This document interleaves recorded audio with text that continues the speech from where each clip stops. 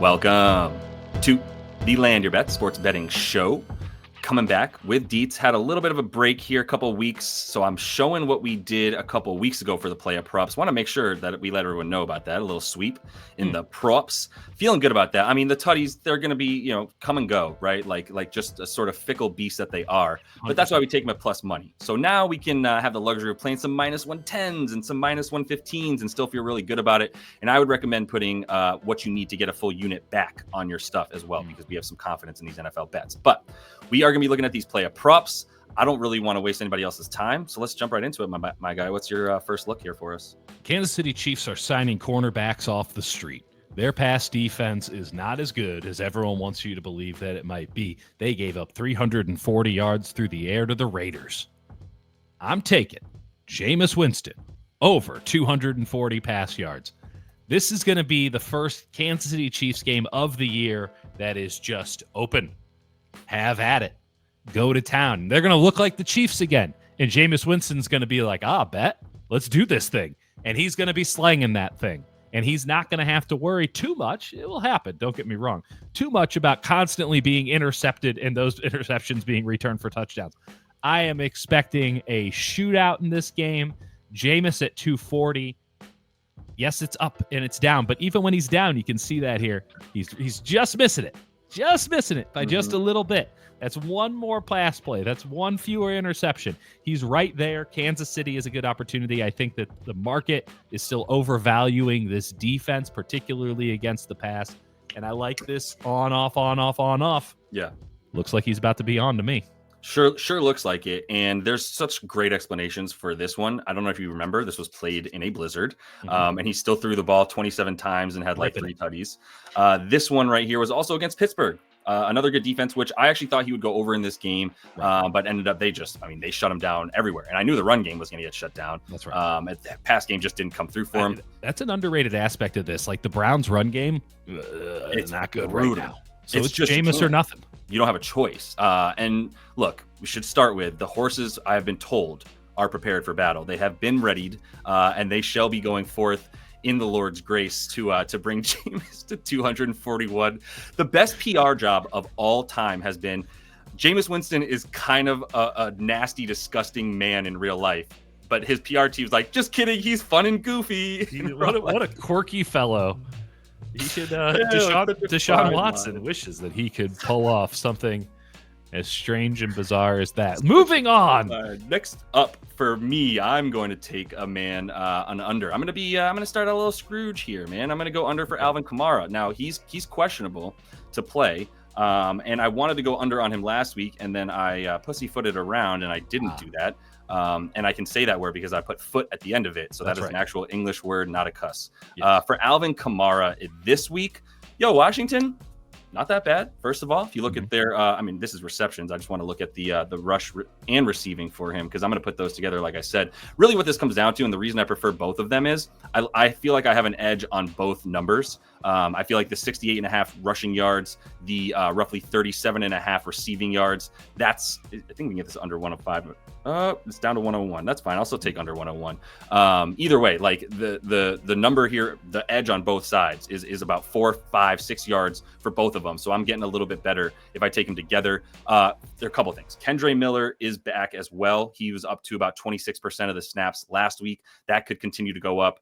That this New Orleans defense is not going to do anything to limit what Jaden Daniels and everybody else on that Washington offense wants to do. So he's just not going to have the involvement. If you look at the usage over the course of the last 3-4 games, everything down. I believe Carr is also questionable. I don't know if he's going to play after that nasty hit from last week. Right. So we could be looking at some more of the Rattler there as well. So I don't know if you want to deal with that, but the Rizzler and the Rattler. That is a terrible combination. I didn't even realize we had a Riz Rat sort of thing going on. Rizzler. Here.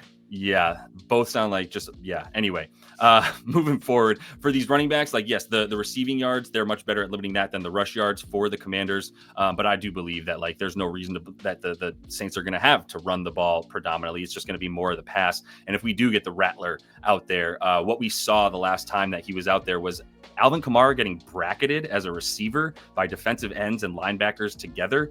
I hadn't seen bracketing occur against a running back, but I believe it was the Bucks who put that together first, and everybody's been copying that since against Alvin Kamara, which makes total sense. It's once again, it's similar to why we go under on guys when they're the only one left. Well, there's no one else to target. Like, so he's gonna be with Juwan Johnson's also questionable and is now back to playing wide receiver like he was in college. That's how bad things are, and the wide receiver for them. So if you can't pass the ball to anybody else, you can just cover him, and there's no reason to believe that they're gonna be able to run the ball. So I like the under for all of it for him.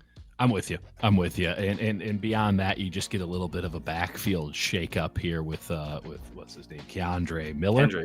Kendre Miller. Like, yep. It's hard to figure out the Keandres and the Kendres these days. Fair. But you look at some of the props on him. They're giving him equal value to an Alvin Kamara. I think on touchdowns I saw equal value on that. So that says something. Yep. He's up to 32.5. Yeah. And perhaps that's just strictly because of the injury situation. But listen, that's crazy. He's an older running back. It's a lost season.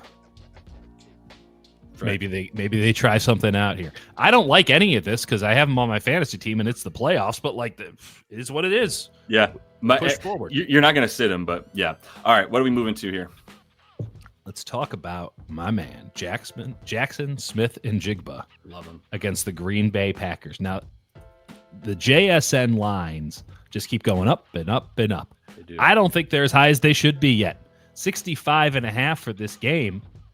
He's gone 69, 180, 110, 77, 74, 82 over his last 6 games. I like the Green Bay defense a lot. Don't get me wrong. If they're weak anywhere, I would argue it's the slot. Now, I don't think they're weak anywhere, but if they do have a point that you can attack, it's the slot. Yep. I also like the possibility of, listen, DK Metcalf's going to be on the outside. He's going to be frustrated. That's where Jair Alexander lives. You're not getting anything going over there. Yep. Tyler Lockett, there's been a passing of the torch. You could see exactly when it happened. It happened before the Buffalo game. If it didn't happen then, it definitely happened at the Rams game when he goes for $180 against the Rams. Jaxon Smith-Njigba did. He is the guy who's in the slot, who gets to work against the zone defenses, who gets to find the spots, and is unquestionably the number one target, if not the number one progression on most plays for a Geno Smith. Seattle knows that if they win this one, they're in the playoffs, right? With the way that division is stacking up, with the 2-game lead, like, they're in, because now they got the tiebreakers against Arizona, and LA's still in it, but like, you win this one, what? They have 9 wins. Like, they're cooking. They're done. It's over. They can coast the final 3 games of the season. Yep. All they need is 1. So where are you going to go when you need a win on this team? You're going to JSN, and the market will catch up, and next week it's going to be 70.5. I'm telling you right now. Yeah. So play it up to 70.5 today. And part of what you see is like DK Metcalf is in, so there are some like with and without DK Metcalf, he seems to be better. But no, in reality, like this isn't just because he started having nicer games randomly. This was because there was a clear cut, like you said, passing of the torch. And once you get that, like I love those moments in time where the perception publicly and outwardly is that, you know, it's still DK Metcalf is the man. And it's just like, nah, man, he actually is not that. We're going to continue to wait for him to take that jump, and it's not going to be a Seahawks fan if DK Metcalf is the man. He's an incredible specimen. And when it is clicking, it is something to watch, man. It clicks once or twice a year. Exactly. Yep. And so it's boom or bust in that sense. But yeah, JSN is going to be the guy moving forward. So I love that look. I'm taking a Dieter guy for my last one, and or not my last, my second one rather. But I actually the penultimate. Surprised you gave him to me. This is a man you were talking about for touchdowns forever, but I'm just going to take him on the yards, and that's Amon-Ra, right? But you know why I don't like it? Tell me. Well, I got that little minus number. I mean, no, honestly, the Amon on the tutty, though. You're talking about the tutty. We're talking about the tutty, and it was minus on the tutty, so I didn't even look at it. I think there's a lot to be liked here with 68.5 against a Buffalo team that we just saw what happened. Now, I think Buffalo's going to tighten it up. There's no question about it. But how tight can you get it if you just gave up 40-something to the Rams, who scored no touchdowns on Thursday Night Football? You know, with all the with all of the emotion of Lamar Odom, who was on crack. I was spiritually channeling Stephen A. Smith. Stephen A's best moment. But who was on crack? Los Angeles Rams, who scored no touchdowns. Exactly. If you just gave up that much, listen, again, I expect to bounce back. McDermott's a great defensive coach, all that. But Amon-Ra St. Brown is the dude. They have to find ways to get him the ball, though, right? Like the issue when you're talking about an Amon-Ra St. Brown prop bet, Josh, and I'll let you actually explain your prop. No, please. Bet. No, you're doing a great job because you're setting me up. The really issue is a lot of mouths to feed. And we have seen some real lulls this season. Now, sometimes you can get away with it because he'll still score the touchdown, right? Because when it's money time, it's going to a running back or it's going to Amon-Ra St. Brown. But now you're feeling like, Tim Patrick's got a little something. They're feeling better about Laporta. Hey, they'll even throw it to Brock Wright if they have to. Like, they're willing to mix it up in the red zone more. The defenses are focusing on Amon-Ra St. Brown. Maybe that focus starts to wane now a little bit because you see Patrick performing so well as an outside receiver, because you still have Jameson Williams. Maybe they're able to split it up a little bit more. Wouldn't shock me in the least bit if this was the Ben Johnson, let's go off with Amon-Ra St. Brown game. And I like the slot. I just love the slot against really anybody, but I think against Buffalo in particular, it's a good opportunity. Yes, sir. Yes, sir. Well said. So, additionally, and the reason that I actually am not worried about the potential sort of, the large amount of distribution, there's a lot of guys, mouths to feed, etc. Reason I'm not worried about it is the man coverage that we're going to see from the Buffalo Bills, right? Presumably, right. They have the opportunity, they have the ability to also go zone for sure. And they have run a bit more zone on the season. But I would imagine in this one, we're also looking at a little bit more of the man for them, in part because of the amount of weapons you have. And you're either saying, well, then if we run zone, then we can't use Taron Johnson on what's his name as well, on Amon-Ra. Right. So I think you kind of want to keep that matchup there. But I also don't know that to be the case, because my personal opinion is if you've got Amon-Ra in space, I'm not sure who's stopping him if they don't have any help on either side. You need two guys on him, and the reason that he's in the slot is because it's really hard to bracket someone. You can't bracket someone in the slot as easily, exactly, and you don't have the sideline to take away from them as well. But he is number one in fantasy points per route run against man is Amon-Ra for that reason. So that makes total sense. And I could see it. So either way, I think they're going to be throwing a bit more. I do think Josh Allen is going to keep this game close himself if he needs to score 6 more touchdowns. I do think he can do that against this Lions defense, at least throwing the ball, especially. Maybe they won't have it. I think receiving yards and stuff like that for guys like James Cook might be a little bit better of a look against that Lions rush D. But this should be a decent enough a game in that sense. The other thing I like about it is the third down stuff. He's just become so dependable. I mean, he's everything on third down, right? Amon-Ra, especially against man. Buffalo's allowing the 6th most first downs per game via the pass. So it's really about them not being able to stop the run. Now, Matt Milano being back as well helps that defense a lot more against the run than it does against the pass. So I think what we're going to be seeing for Amon-Ra here is the need to pass a bit more, the need to involve him a bit more. And if we get any plays run with man, much less entire series or downs, then he's going to be the one to take advantage of that. So one thing to note, Buffalo plays the least amount of base defense in the NFL. So a lot of this game does play. I mean, like Detroit with 11 personnel, sometimes playing 12 personnel, 21 personnel. Like they can mix it up with the best of them in terms of personnel, but they want to have 3 wide receivers on the field a lot of time. Not a team that isn't being pushed out of its norm by, having to play nickel, which they play 78% of the time, or dime, which they play almost 20% of the time. That's a big deal.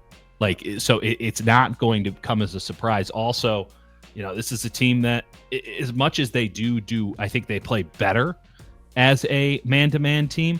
Buffalo still one of they're bottom third, I think, in the NFL in man coverage overall as a defense. So, they're at 7th least.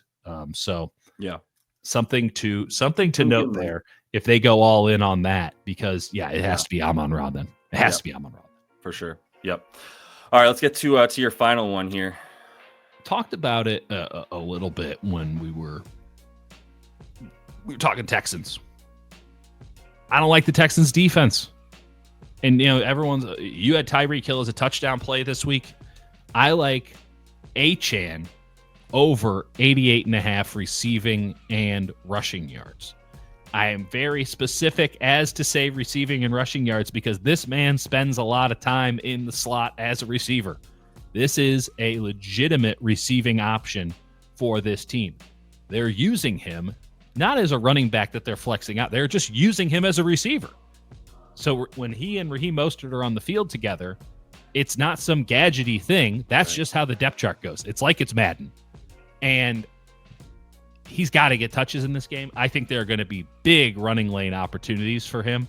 I wouldn't be shocked at all if he had a big chunk of this 88.5 on one play, particularly early. And I'll even be more specific, up the middle. So, like, I'm in on Achane, but I also think that swing passes and little flips and stuff are going to be part of this, and it can get really wonky with a quarterback who wants to get the ball out of his hands fast as to was that pass backward, was that pass forward, this and that.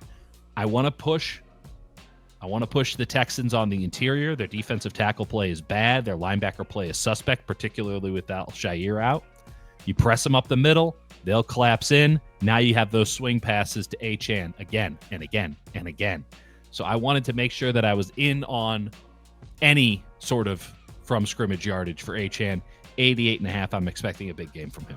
And that actually went down a smidge. So let me press you on this. Do you like the rushing that much, or like what's the reason for adding the rushing? I wanted to go with just rushing.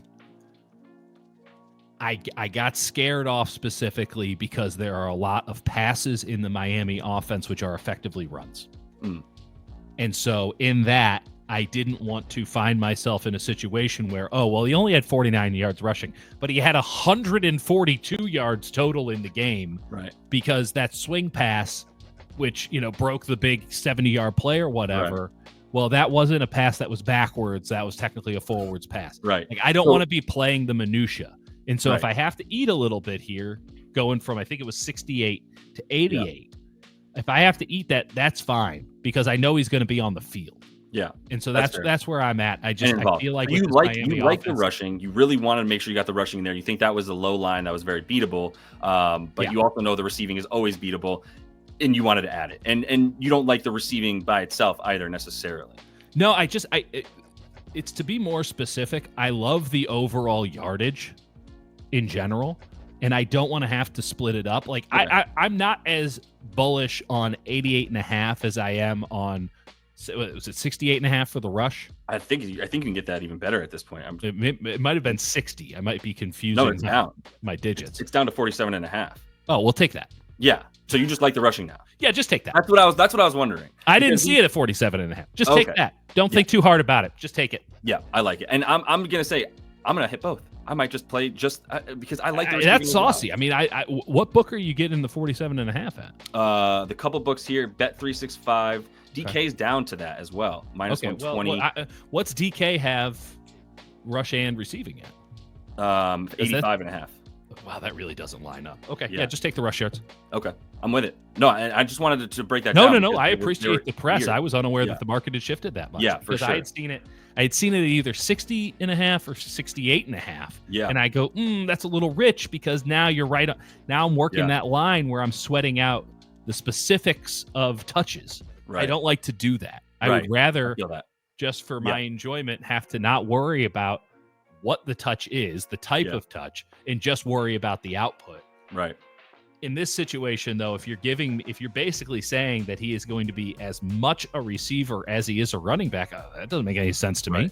Right. He's a great running back. They're going to have to run the ball with him. You have two good wide receivers now that Waddle's woken up. I like Jonnu still. I'm in on Achane. Don't get me wrong. Yeah. But I was just trying to find the value here and avoid a strange circumstance because just something in the back of my head is saying they're gonna do a couple of swing passes, they're gonna break, and if that ball, some of these folks, I don't understand it. I really don't. I think it's stupid. A lot of teams are throwing screen passes that are backwards. Why? It's a fumble if it's not completed. Right. It's so stupid. It's probably just the receiver not running the route in the right spot. But no, I'm with that. It's kind of like, I'm taking Ja Morant tonight. I don't think this video will get out for people in time, but I'm taking points and assists for Ja because I know he's going to have the ball in his hands the whole game, and I really don't want to have to figure out which one he's going to do against Brooklyn. I just think it's going to be both. So I took him 29.5 points if you're able to get to that when you see this. But let me go to one more under, and I'm going to go to a team near and dear to your heart, Dieter, and take an under on DeAndre Swift, 52.5 rushing yards. Look, DeAndre Swift in this game, like, it's just not his fault, man.